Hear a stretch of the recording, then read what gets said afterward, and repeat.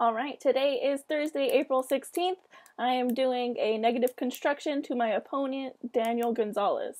Our topic is the U.S. government should increase its development of the moon in one or more of the following areas: energy, minerals, and or water.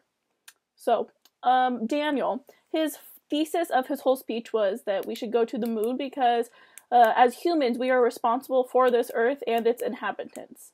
He talks about how going to the moon will reduce our pollution, like our carbon footprint.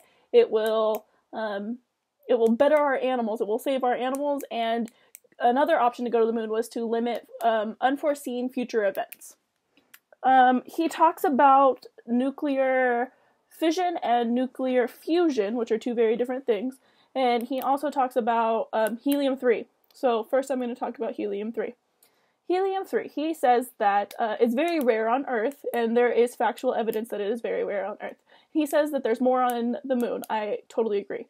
But I read an article by NASA that compared the helium-3 on the moon to the helium-3 on the gas giants, and they basically compared the amount on the moon to the size of an ant, and so they said the moon has about the size of an ant compared to the gas giants that have about the size of Shaquille O'Neal. So if we really want helium-3 and that's the only thing that we need to go to the moon for, why would we go to the moon for it? If there's more on the gas giants, like, the Jupiter, Saturn, all those fun planets out there, why would we go to the moon? But instead, why wouldn't we go to those gas giants where we know there's a lot more helium-3 and it's a lot more abundant, it's a lot more accessible? So I don't understand why we would go to the moon, but instead, why wouldn't we go to a gas giant?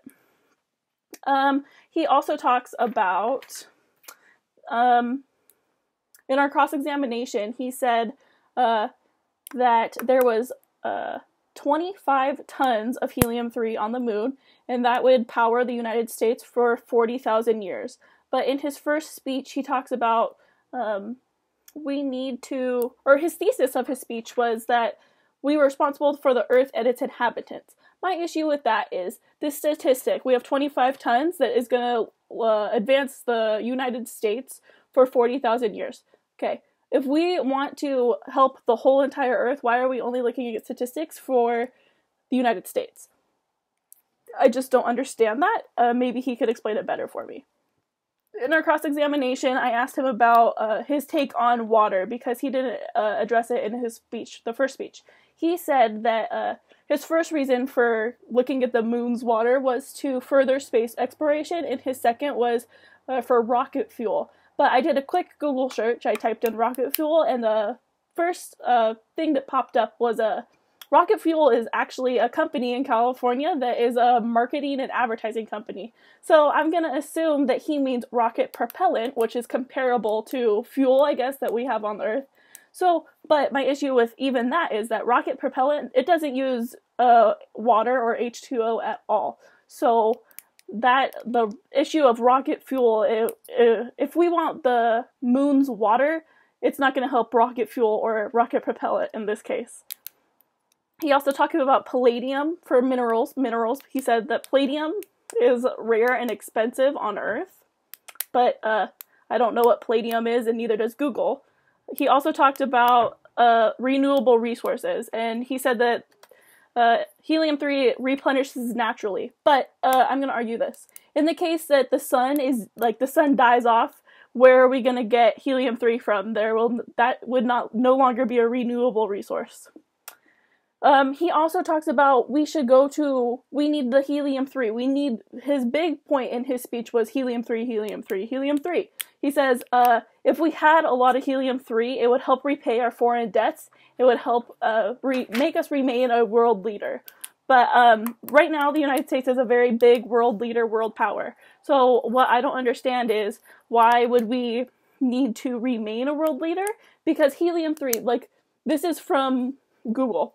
Helium-3, it is sought for use in nuclear fusion and nuclear weapons resource. If we're trying to prove to the Earth that we're trying to advance this Earth, we're trying to remain a world leader, we're trying to repair all of our issues with the Earth, why would we invest in something that shows that its number one thing is for nuclear weapons research. When I think of nuclear weapons, I don't take that very lightly. I think that's a very, very serious topic, and I think everybody else in the world thinks that too.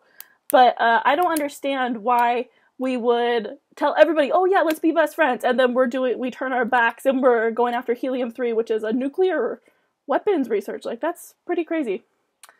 So, he also said, he was wrapping up, and he said that we needed to go to the moon for a better, cleaner, efficient energy solution. But if we were just looking at the moon as an energy solution, why wouldn't we look at something else as an energy solution? Like the sun, for example. Like, there's so many things that we can do with the sun or even other planets, so I don't understand why would we go to the moon for an energy solution, but rather somewhere else. All right. Thank you so much for listening. Have a good day.